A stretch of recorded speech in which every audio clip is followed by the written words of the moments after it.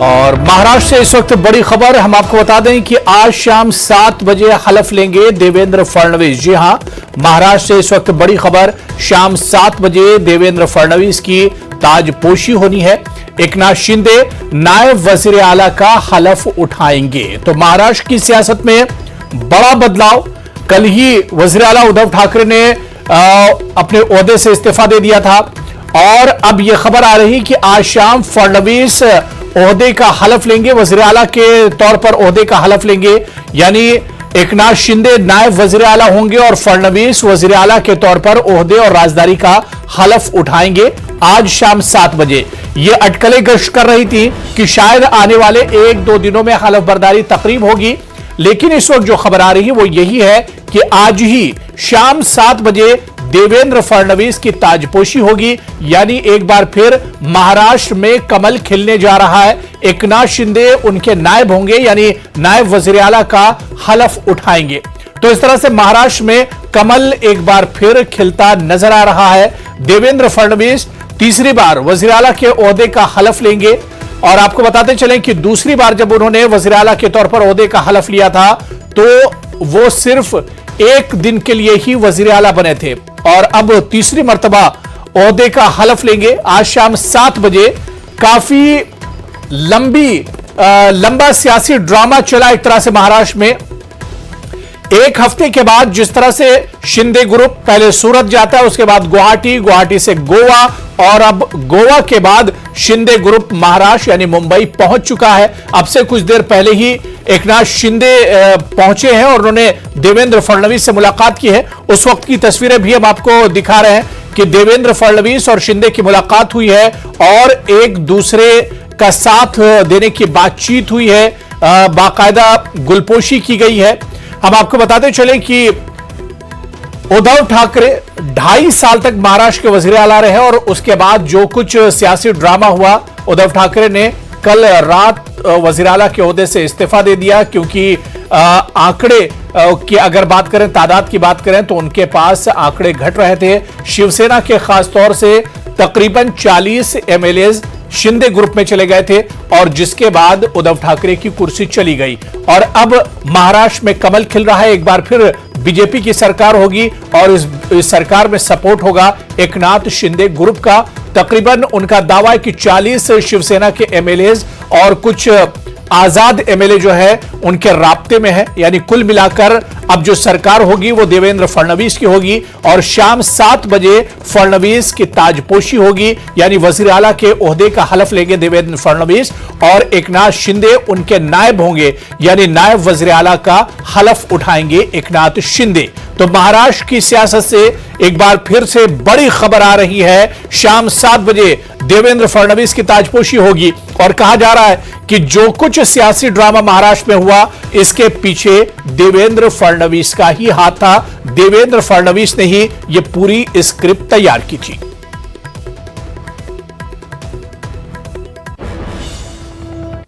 तो महाराष्ट्र में हुकूमत साजी के लिए बीजेपी में मीटिंगों का दौर चल रहा है। शिंदे कैंप में भी आगे की हिकमत अमली पर तबादला ख्याल किया जा रहा है। एकनाथ शिंदे मुंबई में देवेंद्र फडणवीस से मुलाकात उन्होंने की है।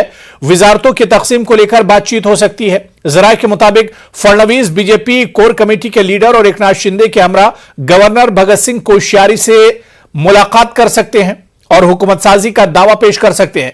जराये के मुताबिक 1 जुलाई को देवेंद्र फडणवीस वजीर आला के ओहदे का हलफ ले सकते हैं। हलफ बर्दारी की तकरीब राजभवन में होगी, लेकिन अब जो खबर आ रही है वो यही है कि आज शाम ही फडणवीस वजीर आला के ओहदे का हलफ लेंगे और शिंदे उनके नायब होंगे, यानी नायब वजीर आला के ओहदे का हलफ लेंगे। तमाम चीजें इसकी तैयारी हो चुकी है।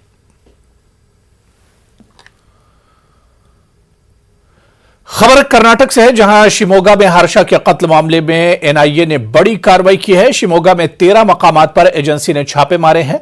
हिजाब तनाज़े के दरमियान नौजवान का कत्ल हुआ था। अब तक 450 अफराद से पूछताछ की जा चुकी है। इस सिलसिले में मुलजिमीन के रिश्तेदारों से भी पूछताछ हो चुकी है।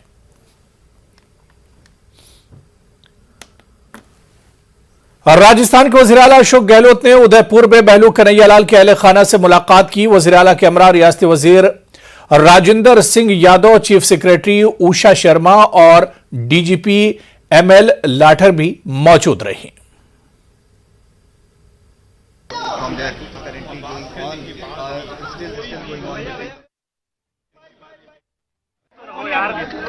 ये हत्या जो है बहुत ही जघन्य हत्या हुई है। इसने पूरे प्रदेश को नहीं पूरे देश को हिला के रख दिया है। जिस रूप में घटना हुई है और अपराधी को पकड़ा गया टाइम पे, सबसे अच्छी बात ये रही हमारी पुलिस ने, एसओजी ने अच्छा काम किया। एक तरफ हत्यारों को पकड़ लिया और दूसरी तरफ मालूम कर लिया कि इनका अंतर्राष्ट्रीय संगठनों से संबंध है। मेन बात यह है, इसलिए नेशनल इन्वेस्टिगेशन एजेंसी है ये पिक्चर के अंदर, उसने केस हाथ में ले लिया है। अब हमारी एसओजी ATS उनको सेव करेगी और मैं उम्मीद करता हूं कि हम गृह मंत्री जी से बात भी करेंगे। गुलाब चंद कटारिया आपके नेता प्रतिपक्ष हैं, उनका सहयोग भी लेंगे। हम चाहेंगे कि NIA सुनिए आप लोग, हम चाहेंगे देश के अंदर NIA का बड़ा काम है, विस्तार का काम है और बहुत गरेज जाती है, टाइम लगता है। हम चाहेंगे कि ऐसा है जिसमें जिसने हत्या की है उन्होंने साथ में वीडियो बनाया है। इसका मतलब है चश्मदीद गवाह खुद ही बन गए, आई विटनेस वो खुद ही हैं, उन्होंने वीडियो बनाया है। तो इसको इसी रूप में NIA को चाहिए। हम मुझे रिक्वेस्ट भी करेंगे इस केस को फास्ट ट्रैक पे ले और जितना जल्दी हो उतना जल्दी चालान पेश हो, पूरी फॉर्मेलिटी हो के सजा घोषित हो, ये हमारा प्रयास रहेगा। उदयपुर में कन्हैयालाल के कत्ल पर कई तरह के सवाल उठ रहे हैं। ऐसे में एक सवाल ये पैदा होता है कि क्या ये कोई जहनी दिवालियापन का भी मामला हो सकता है। इस ताल्लुक से माहिर नफ्सियात से न्यूज़ 18 ने बातचीत की। हुई निर्मम हत्या के बाद कई सवाल उठ रहे हैं। सवाल ये है कि कोई ऐसे कैसे कर सकता है, किसी की जान ऐसे कैसे ली जा सकती है, ये पागलपन है या सनक है। इस पर बात करने के लिए मेरे साथ डॉक्टर जंगरा है जो कि एक साइकियाट्रिस्ट है। मैं आपसे जानना चाहूंगी, ऐसे तमाम केसेस हमने देखे हैं। सबसे पहले मैं उदयपुर पे ही बात करना चाहूंगी कि ये इसको पागलपन कह सकते हैं, सनक कह सकते हैं कि किसी की इस तरीके से जान लेना, और वो भी इतनी निर्मम तरीके से। देखिए, सबसे पहले तो मैं ये बोलूँगा कि जब तक कि उनके एक पूरी तरह से एक प्रॉपर जब तक मानसिक जांच ना हो जाए, एक मेंटल इवेल्युएशन ना हो जाए, ये कहना मुश्किल होगा कि वो पागलपन है या वो उनकी प्रवृत्ति है, पर्सनालिटी है, या वो जस्ट एक मिस इन्फॉर्मेशन का शिकार थे। आजकल ये हो रहा है, वो चाहे कहीं भी हो, हम चाहे अखलाक का केस देख लें, चाहे हम अभी उदयपुर का इंसिडेंस देख लें, चाहे अभी जो लखनऊ में एक रेपुटेटेड फैमिली में जो एक गर्ल थे, उन्होंने अपने घर में ही हत्या कर दी थी। एक बच्चे का जिसने PUBG जिसको अलाउ नहीं किया गया था खेलना, उसने अपने मदर की जो है वो मदर का जो मर्डर कर दिया उसने। तो ये जो सब चीजें देखते हैं, इसमें अधिकतर केसेस में ये देखने को मिलता है कि कहीं ना कहीं कोई ना कोई एक मानसिक प्रवृत्ति उनके अंदर या मानसिक एक रोग उसका थोड़ा या ज्यादा वो अक्सर देखा गया है। साथ में मैं ये जरूर बोलूंगा कि अक्सर हमारे एक समाज का एक ऐसा हिस्सा है जिनको की जो सूचनाएं हैं वो पर्याप्त मात्रा में नहीं मिलती हैं, या तो व्हाट्सएप के थ्रू मिलती हैं या वो कहीं ना कहीं ऐसे मीडियम के थ्रू मिलती हैं, ऐसे भड़काऊ लोगों से मिलती हैं कि वो कहीं ना कहीं वो एक इम्पल्सिव पर्सनालिटी जिसको हम बोलते हैं। आपने भड़काऊ की बात की, तो कई ऐसे धर्मगुरु हैं, दोनों तरफ की बात करें, भाषण दिए जाते हैं, बयानबाजी होती है, पॉलिटिकली भी होती है, तो कई मानसिक रूप से थोड़ा तो शिकार होते हैं और फिर इन सारी चीजों को समझकर ऐसे चीजों पर बढ़ते हैं। जी, आपने सही बोला। कहीं ना कहीं जब एक चीजें सोशली अप्रोप्रिएट नहीं होती हैं और वो कहीं ना कहीं समाज में समस्याएं पैदा करती हैं, तो मैं बिल्कुल, मेरा ये सजेशन रहेगा कि उनका एक मेंटल इवैल्यूएशन होना चाहिए, थोरो मेंटल इवैल्यूएशन होना चाहिए। और ऐसे लोगों को अगर हम अपने आसपास कहीं देखते हैं, हमें सूचित भी करना चाहिए पुलिस को और प्रशासन को भी सूचित करना चाहिए। साथ में हमें एक ये भी देखना पड़ेगा कि ऐसे लोग कल को भड़का के लोगों को मिस इन्फॉर्मेशन दे के ऐसे हालात ना पैदा कर दें जिससे कि हमारे जो एक जो सामाजिक शांति है उसमें एक खलल पड़े। तो वो जो सामाजिक जो शांति है, प्यार प्रेम है, वो सब हमारा बना रहे। और उसके लिए जितने भी ऐसे जो हमें लगता है कि शायद ये मानसिक रोगी हो सकता है, उसके लिए अगर हम सूचना देते हैं प्रशासन को, तो वो एक मेंटल हॉस्पिटल जो भी उनके आसपास एक साइकाट्रिक सर्विसेज हैं, वहाँ पे वो कांटेक्ट कर सकते हैं और वो उनको इवेलुएट करके उनका एक प्रॉपर ट्रीटमेंट चालू कर सकते हैं। कि जैसे जो लोग इन सारी चीजों से जूझ रहे होते हैं उनको क्रोध भी बहुत आता है, गुस्सा बहुत होता है, और ऐसे इंसिडेंट्स कहीं ना कहीं क्रोध के बाद ही देखे जाते हैं। जी, मैं अगर बात करूं साइकाट्रिक इलनेसेस का, मानसिक रोगों का, तो अलग अलग प्रकार के मानसिक रोग हैं, जिसमें कि एक सिजोफ्रेनिया है, एक डिप्रेशन है, एक बाइपोलर अफेक्टिव डिसऑर्डर है, पर्सनालिटी डिसऑर्डर है। ऐसे बहुत सारे डिसऑर्डर्स हैं जिसमें कि क्रोध, चिड़चिड़ापन का बहुत अधिकांश मात्रा में देखने को मिलता है। जब ये क्रोध कई बार काबू से बाहर हो जाता है तो कुछ भी एक जो ऐसी घटना, अप्रिय घटना को एक ये चीजें जन्म दे सकती हैं। तो इस चीज के लिए अभी आज के युग में बहुत अच्छी दवाइयां हैं, बहुत अच्छा इलाज उपलब्ध है, और मैं ये कहूँगा ये नहीं कि ये सिर्फ एम्स या निमेंस में है, ये हर डिस्ट्रिक्ट में है, इंडिया के हर इवन छोटे छोटे कस्बों में ये इलाज पहुंच चुका है। तो ये जब इलाज हमारे पास उपलब्ध है, हम कम से कम हमारे समाज के लोगों को इस चीज का शिकार ना होने दें, और इससे जो कल को समाज में अशांति फैलती है, हम उसको अशांति फैलने से बचा सकते हैं। तो आप डॉक्टर जंगरा को सुन रहे थे, जिनका साफ कहना है कि ऐसी जब बीमारियां पनपती हैं तो कहीं ना कहीं वो सनक, पागलपन तो बनती है, लेकिन इसके लिए बहुत जरूरी है कि अवेयरनेस हो और लोग जो हैं वो काउंसलिंग लें, ताकि समाज में ऐसी चीजें जो हैं वो ज्यादा ना उभरें। कैमरामैन सोनू के साथ फराह खान, न्यूज़ 18 दिल्ली। और महाराष्ट्र एक बार और बड़ी खबर, गवर्नर से मुलाकात के लिए पहुंचे हैं देवेंद्र फडणवीस और शिंदे। राजभवन में ये मुलाकात हो रही है। भगत सिंह कोश्यारी से फडणवीस और शिंदे की मुलाकात इस वक्त जारी है, क्योंकि ये भी खबर आ रही है कि आज शाम ताजपोशी हो सकती है देवेंद्र फडणवीस और शिंदे की। इस बीच राजभवन गवर्नर से मुलाकात करने के लिए फडणवीस और शिंदे पहुंचे हैं। इस वक्त राजभवन में ही ये मुलाकात चल रही है। दोनों लीडर इस वक्त राजभवन में मौजूद हैं। कहा जा रहा है कि फडणवीस की ताजपोशी होगी, महाराष्ट्र के अगले वजीर आला होंगे, और शिंदे उनके नायब होंगे, यानी महाराष्ट्र के नायब वजीर आला होंगे एकनाथ शिंदे।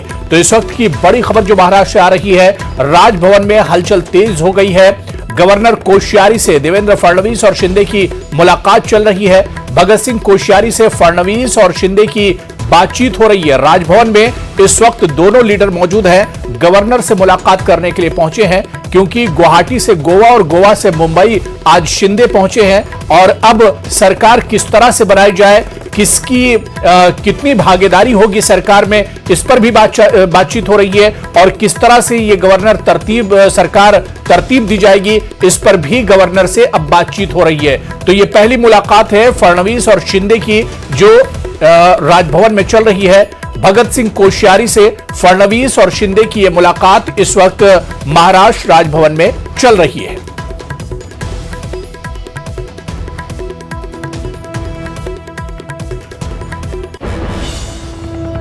चलिए यहां पर रुकेंगे फिलहाल छोटे से ब्रेक के लिए।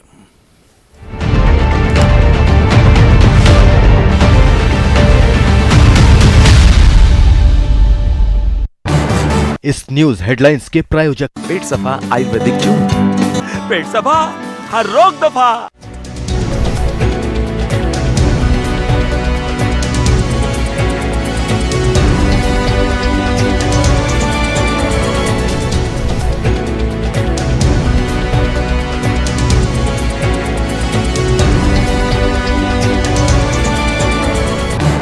इस न्यूज हेडलाइंस के प्रायोजक पेट सफा आयुर्वेदिक चूर्ण। पेट सफा, हर रोग दफा।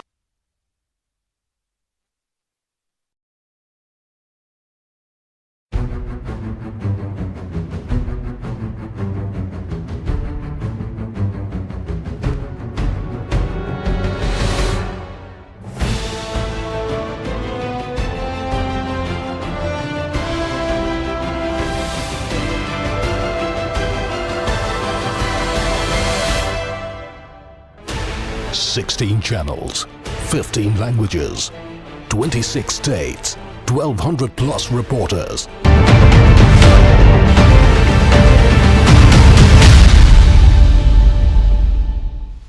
अमरनाथ यात्रा का आज से बाजाब्ता आगाज हो गया है। नुनवन बेस कैंप से यात्रियों का पहला काफिला पवित्र गुफा के लिए रवाना हुआ।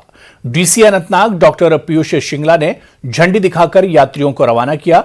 सख्त सिक्योरिटी के बीच बालतल से भी यात्रियों का पहला काफिला पवित्र गुफा के लिए रवाना हुआ है।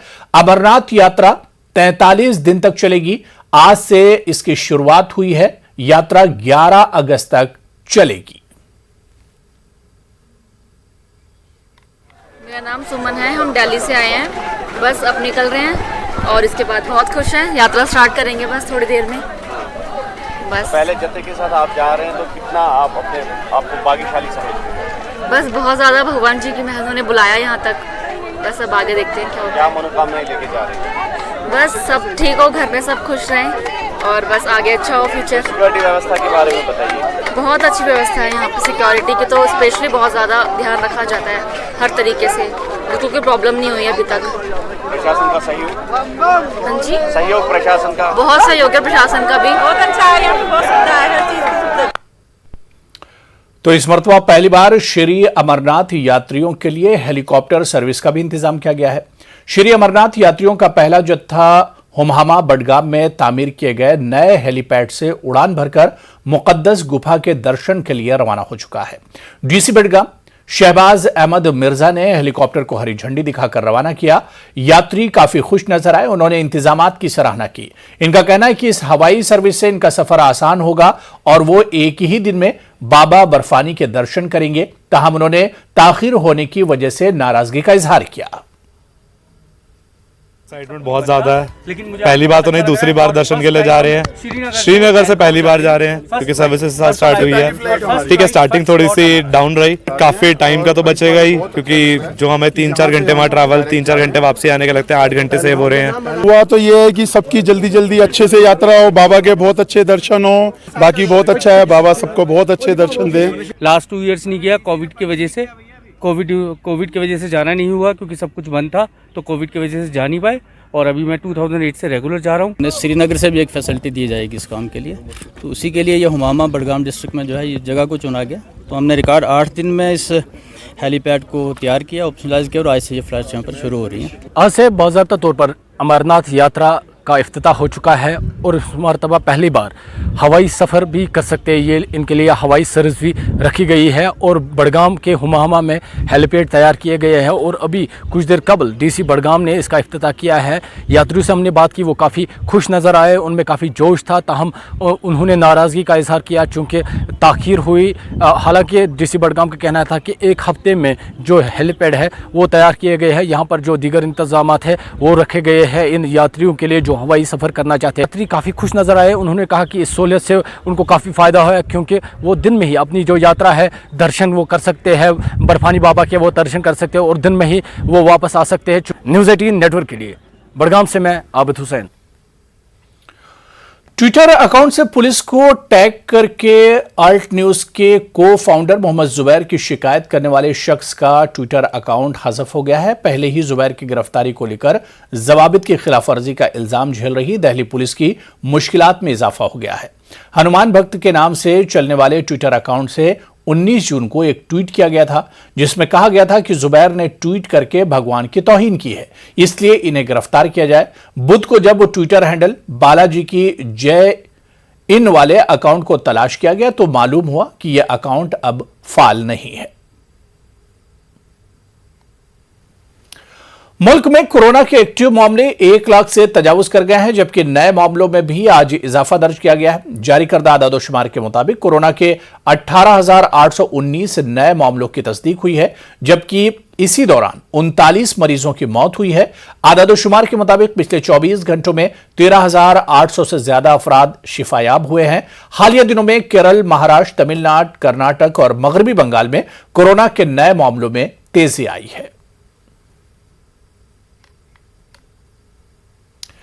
दिल्ली में हो रही बारिश से नशेबी इलाकों और सड़कों पर कई जगह पानी जमा हो गया है, जिसकी वजह से लोगों को परेशानियों का सामना करना पड़ रहा है। देश की राजधानी दिल्ली में आज सुबह से हो रही झमाझम बारिश ने मौसम तो सुहाना कर दिया है। लोगों को उमस भरी गर्मी से राहत मिली है, लेकिन जगह जगह हुए जलभराव ने लोगों की समस्याएं बढ़ा दी हैं। जलभराव के चलते कई जगह पर ट्रैफिक जाम की स्थिति देखने के लिए मिल रही है। इस वक्त हम लुटियन जोन साउथ एवेन्यू का नजारा आपको दिखाएंगे कि यहाँ आप देख सकते हैं कि किस तरीके से जलभराव की स्थिति देखने के लिए मिल रही है और जलभराव के चलते गाड़ियां भी पानी में धंस गई हैं, फंस गई हैं। लोगों को आने जाने में काफी समस्याओं का सामना करना पड़ रहा है और हर बार की तरह जिस तरीके से एमसीडी और तमाम सिविक एजेंसियां ये दावे करती हैं कि जलभराव की स्थिति से मुक्ति मिलेगी, जलभराव की स्थिति देखने के लिए नहीं मिलेगी, लेकिन मानसून के दस्तक देते ही स्थिति सबके सामने है। तस्वीरों में आप देख सकते हैं कि किस तरीके से पानी भरा हुआ है, जबकि ये इलाका वीवीआईपी इलाका है, लुटियन जोन में आता है। यहाँ पर कई वीवीआईपी मूवमेंट होते हैं, लेकिन पानी की स्थिति आपको देखने के लिए मिल रही होगी। जलभराव जिस तरीके से हुआ है, आसपास जो लोगों की दुकानें हैं उनको भी खासा परेशानी का सामना करना पड़ रहा है।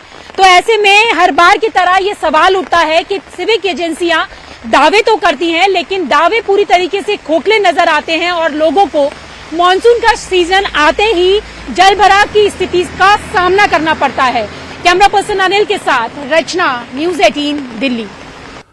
चलिए आगे बढ़ेंगे। कांग्रेस के सीनियर लीडर प्रमोद तिवारी ने बीजेपी के यूपी में सेकेंड टर्म के 100 दिन पूरे होने पर रद्देअमल जाहिर किया।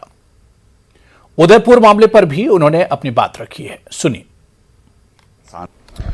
हमारे साथ बातचीत करने के लिए कांग्रेस के वरिष्ठ नेता और राज्यसभा सांसद प्रमोद तिवारी जी हैं। सर, जिस तरह से अग्निपथ योजना को लेकर पूरे देश भर में प्रदर्शन हो रहे हैं, कई जगह हिंसा भी हुई है, आगजनी भी हुई है, क्या कहना है इस पूरी योजना को, इस पूरे प्रदर्शन को लेकर? वायदा तो था मोदी जी का चुनाव के पहले हरियाणा की भूतपूर्व सैनिकों की रैली में, जहां जनरल बीके सिंह शामिल हुए थे, कि 1 रैंक 1 पेंशन होगा। कहा क्या? No rank no pension, only tension tension tension, no direction. आज राहुल गांधी जी ने जो ट्वीट किया, मैं उसका भरपूर समर्थन करते हुए ये कहना चाहता हूं कि ये पहले आपने देश के उद्योग, कल कारखाने बेचे, ट्रेन बेचे, हवाई जहाज बेचा, अब नौजवानों का भविष्य बेच रहे हैं। मैं नौजवानों से विनम्र अपील करते हुए कि अपने आंदोलन को शांतिपूर्वक रखें, अहिंसात्मक रखें, हम सब उनके साथ हैं। लेकिन सर, सरकार का कहना यह है कि 25% जो है वो आगे रेगुलर भर्ती में जाएंगे, जो 75% हैं उनको चाहे वो सीएपीएफ की बात हो या असम राइफल्स की बात हो या उत्तर प्रदेश ने सरकार ने घोषणा की है उनको उत्तर प्रदेश पुलिस में वरीयता मिलेगी, या अन्य जो डिपार्टमेंट्स हैं उनमें सुरक्षा से संबंधित उनमें उनको वरीयता मिलेगी, तो वो कह रहे हैं 75% को भी हम कई सारे अवसर प्रदान कर रहे हैं। 1/4 तो आप ले लेंगे, 3/4 तो आप स्वीकार कर रहे हैं ना कि उनकी कोई गारंटी नहीं लेते। आप कह रहे हैं हम अवसर देंगे, आपका अवसर अभी तक क्यों नहीं आया? और फिर लाना था तो जो मूल ड्राफ्ट है उसमें इन सब चीजों की घोषणा होनी चाहिए थी। जिनके लिए आप ला रहे थे, किसानों के लिए, उनसे नहीं बात की, नौजवानों के लिए ला रहे थे, उनसे नहीं बात की। बातचीत करके उनकी चिंता को तो समझो। याद रखे ये अहंकारी सरकार, जिस देश का युवा अशांत हो जाता है, बड़ी बड़ी तानाशाहों को मैंने झुकते हुए, खत्म होते हुए देखा है।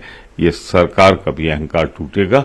मैं अपने नौजवानों से सिर्फ इतना कहूंगा, शांति बनाए रखना, देश तुम्हारा है, भविष्य तुम्हारा है, अहिंसात्मक रास्ते पे चलना। सर, कांग्रेस भी इस पूरे जो प्रदर्शन चल रहा है उसके समर्थन में प्रदर्शन करेगी? राहुल गांधी जी का ट्वीट बहुत स्पष्ट है। कल प्रेस कॉन्फ्रेंस करके एआईसीसी में भी कह दिया गया है कि हम इस योजना को गलत मानते हैं। जो योजना अग्निपथ आई है, इसकी अग्नि में युवा जलेगा। धन्यवाद हमसे बात करने के लिए। कैमरा पर्सन गौरव गिरी के साथ पवन गौड़, रिपोर्टर 18 दिल्ली। हाथ से